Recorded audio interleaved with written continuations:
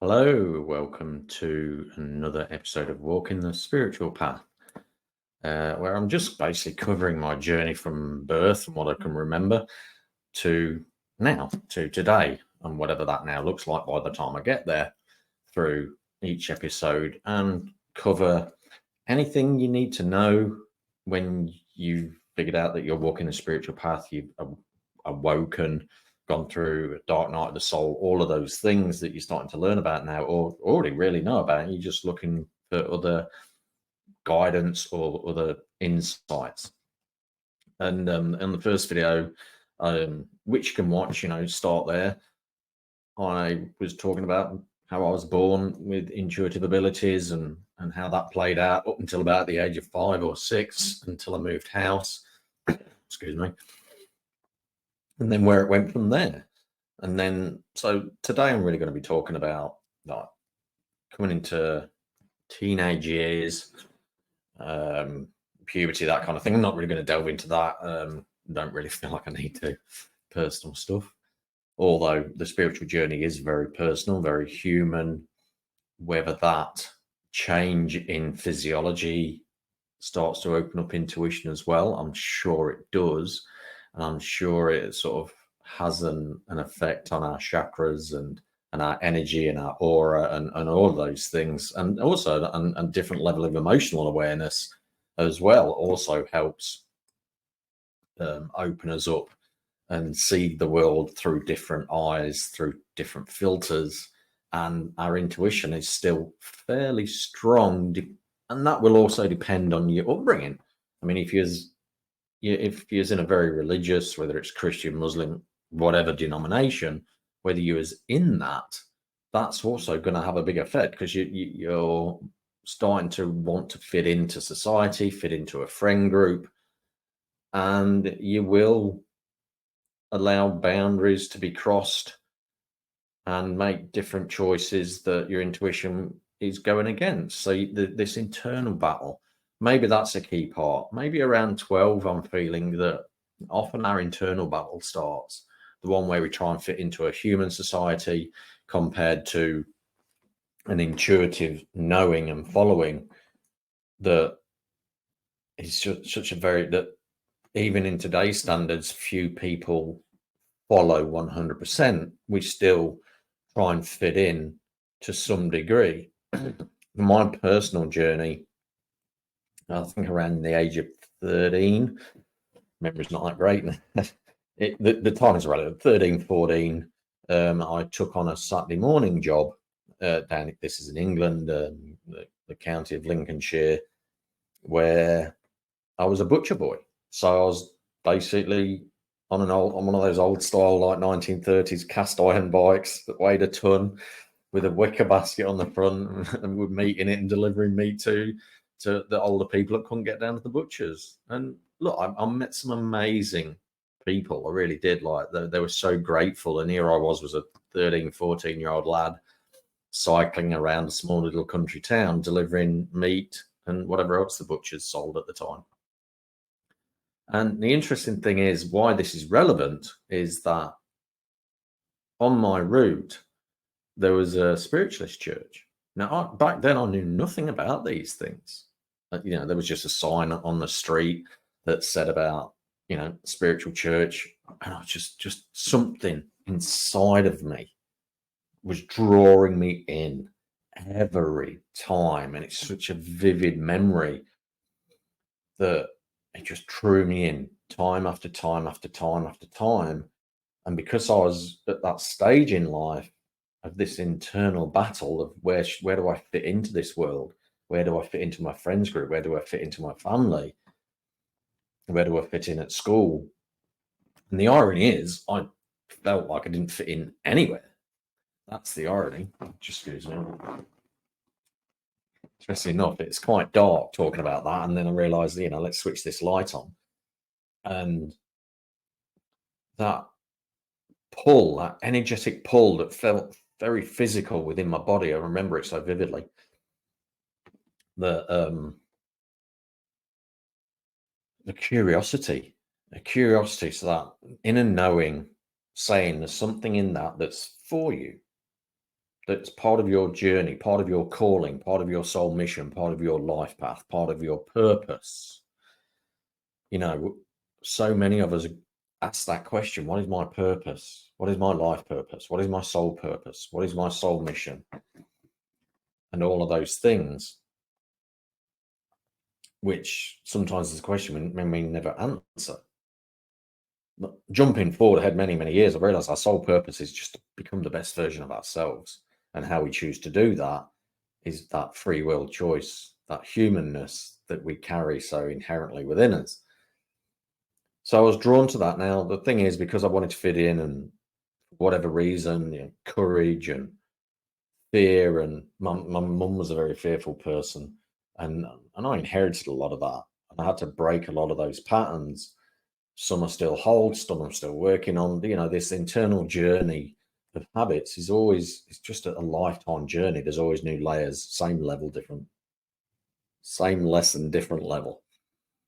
People more often term it different level, same devil, different level. But I'm not a big advocate for the devil word, because that's a religious word to promote fear. Our shadow is not the devil. The devil himself was a portrayal of the nature god Pan. And if you look at that, he was like half goat, half man with antlers. And that's when Christianity took over all the pagan gods and the pagan festivals. They did it with fear. And that's not my opinion. You can look through of factual evidence around that and do your research, and you'll find that there's a lot of current festivals that happened at the same time as the pagan festivals. Pagan is given a bad name, but they're just people that believed in nature. You know, so it might be, there's a lot of, you know, all these earth warriors are basically pagans.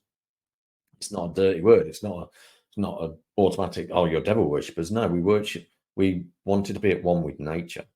And that is our nature, to be at one with the natural environment, be at one with animals, be at one with plants, be at one with, and not rape and pillage Mother Earth, but be at one with her. So, you know, the Native American Indians that would live near the American plains where the buffalo roamed, yes, they would hunt and kill buffalo, but to clothe them, feed them, make their homes, and they would use every part of that buffalo, but they wouldn't just hunt them until there were no more. They would only hunt what they needed. So they were then at one, they were in their natural predator state. And that vision has become so lost in this modern world where, you know, people play victim and just see the worst side of it. It's just become a very well-oiled machine, the humans in their predator state. And without going into all the depths and, you know, animal cruelty and all that lot, that's not what I'm going into here.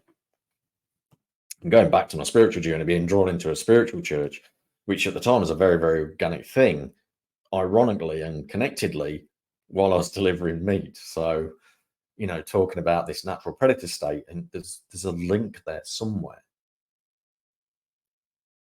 Where that is, I've not really looked into it. You know, always be okay with not knowing about your journey. That is also a big part of the spiritual journey. We never get to know everything. And the sooner and quicker you learn and are at ease with not knowing, therefore being in a place of surrendering, the easier and more peaceful your life will be, especially when walking the spiritual path, because the spiritual path has its ups, has its downs. With all those planetary alignments and solar flares and everything like that, we're getting rocked from pillar to post. We're in this permanent state of energetical storm at the moment.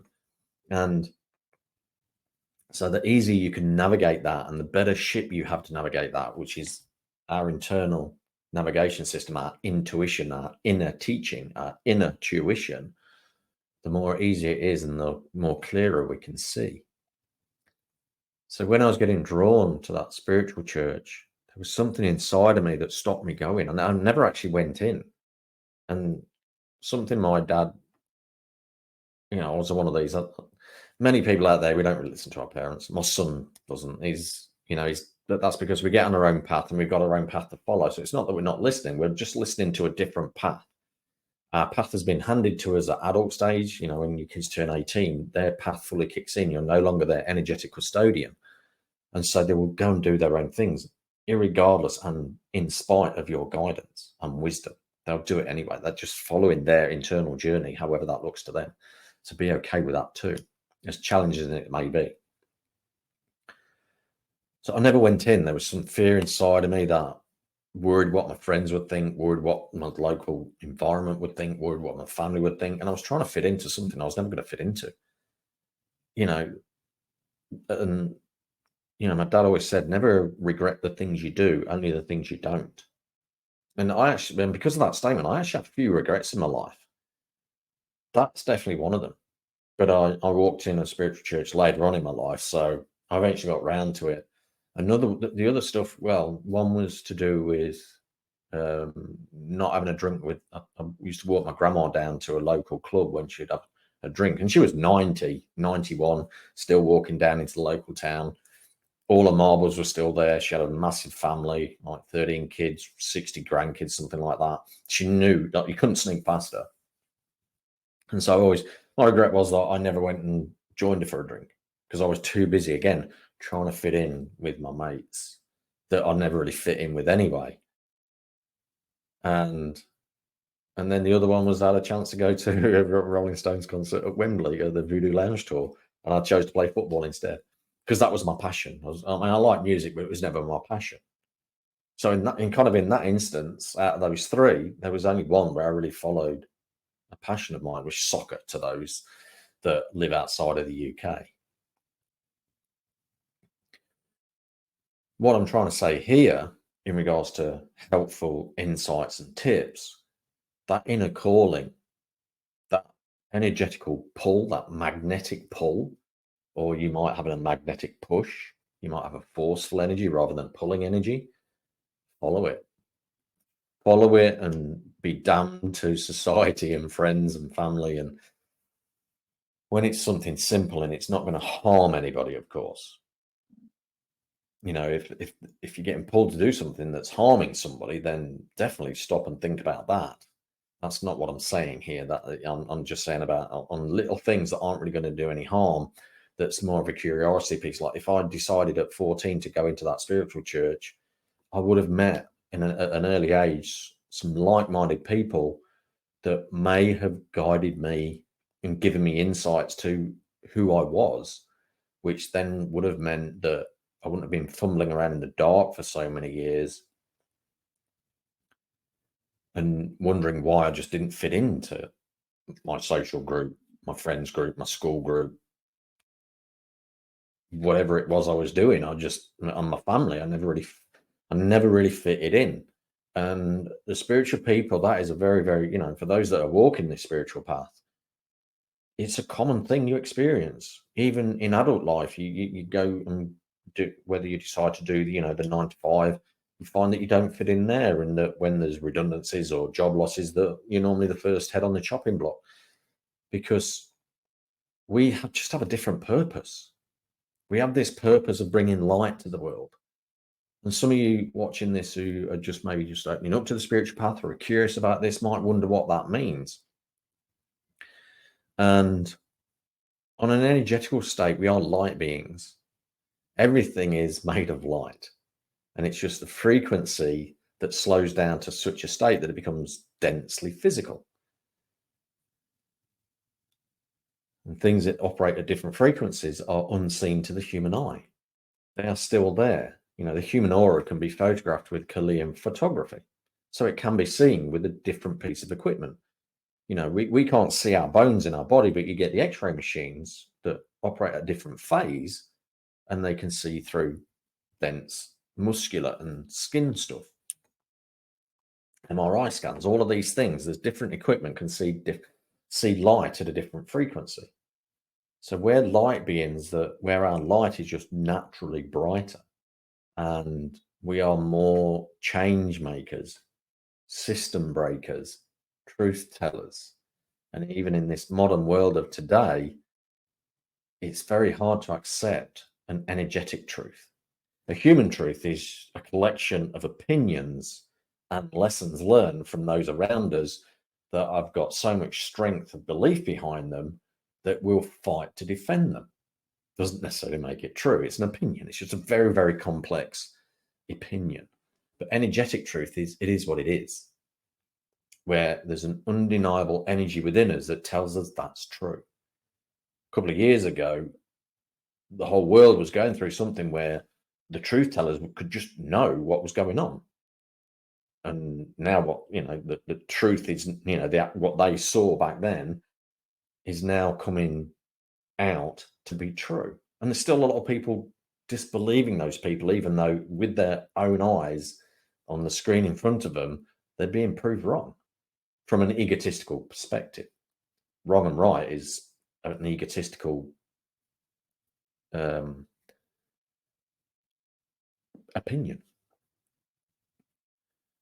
So our spiritual journey can still involve many, many things. It's not a linear journey. It's so complex and so intricate, but it's sometimes so simple.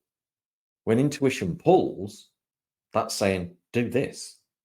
There's no complexity around it. And that's energetical truth. That thing over there, or in my case, in this particular episode, the spiritual church, that building that had a sign saying spiritualist church, you were drawn to that for a reason. Now, I also look at it, as much as I said, as a regret not going in, I've also done a lot of inner work and got a wisdom around now that says, if you was meant to go in, you would have done. So I've let it go. I've put it, I've put that regret to bed. So it's no longer a regret. It is what it is. For whatever reason, I didn't, that was a lesson learned. And then later on, when that pull was there again, I went. And for a period, I was traveling around different spiritual churches doing platform mediumship, which will definitely be a part of another episode further down the line. So if you'd like to keep an eye on this journey to learn insights along the way, just through experience of someone else's journey, like and subscribe, tick the notification bell, leave a thought in the comments. I do see them, so I will reply. This is a brand new series. This is only episode 2 of that. So definitely join me along the journey. And when I do the lives, you'll be able to jump on and have direct conversations with myself. So always follow intuition. As obvious that might seem, it's great if there's teenagers watching this, or if you've got a teenager that's feeling a bit lost, say, well, look, watch this. It's only 20 minutes. If it resonates, great. Then you've got an idea. There was nothing for me at this age. No books, no YouTube, no spiritual people around me that could say, look, this is what you're going through. You're a spiritual being. You're a being with a brighter light. Your purpose in life is above the mundane. And even what I feel is mundane is just my opinion. 9 to 5 work to me as mundane. But many people do 9 to 5 jobs that are changing the world. So I'm not saying it's a bad thing. It all depends on your journey, your life path, your soul mission. When we say, well, what's my soul purpose? What you're really asking is, what's my soul mission? That's the difference. Your soul purpose is to become the best version of you. And you do that by facing the biggest devils and demons going, and that's the skeletons inside in the closet. Your own thoughts about yourself, what you have chosen to believe about yourself that others have given you. In other words, what boundaries you've dropped to allow others to tell you something that you truly believe at your core you're not. The self-love pieces, the self-worth. You're not worth anything. You're worthless, piece of shit, if you really go harsh. But you're an amazing being. Everyone's an amazing being. And it just takes inner work. It takes inner work to find that amazing being, but not to find it. It's there, but to know that it's there and also believe it's there. So trusting your intuition and following what calls you every time without fail will always lead you down the perfect path for you. It will lead you away from people that aren't part of that path too, and be okay with that. Friends, family, work colleagues, sooner or later, that spiritual journey calls so loudly that you can do nothing but walk it. The thing with a spiritual path, everybody ends up walking their version of it, whether they realize it or not. The more the term awake, the more awake people, it's more that they're just more conscious that they're walking a spiritual journey. But everything's part of the spiritual journey, whether you're Christian, Muslim, Catholic, Protestant, whatever denomination, Hindu, Sikh, all Kurdish, all of them.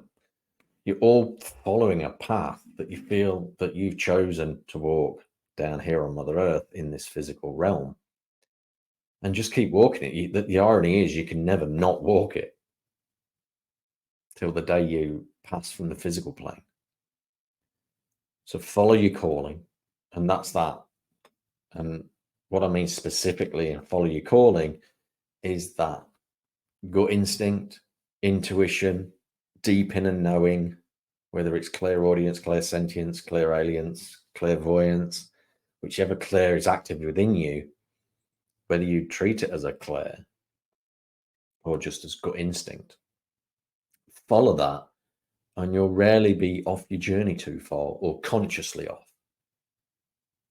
That feeling of being lost sometimes is just a pause between two awakenings.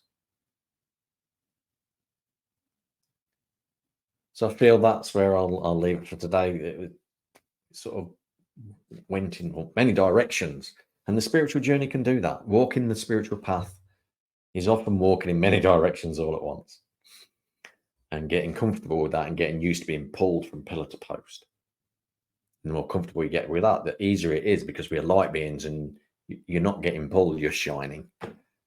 You're shining your aura, you're shining that inner light in many different directions. Like the sun itself shines in every direction. But only sometimes when we look at the sky does it shine. That one beam comes through that break in the clouds, as though it's lighting that part of the world up specifically. And you'll often do that for others, and more often than not, you'll do it for yourself. Light your own world up. Follow that intuition, no matter what age you are, and stand strong in your boundaries and say, look, I'm really being called to do that. I'd like to do that. So you get to experience why you're being called there. So hopefully something called you to watch this too, and watch it all the way to the end. So thanks again for watching. And like I said, these are going to be weekly things. So I look forward to joining you again next week. Take care. Enjoy your weekend, wherever you are in the world. Bye-bye.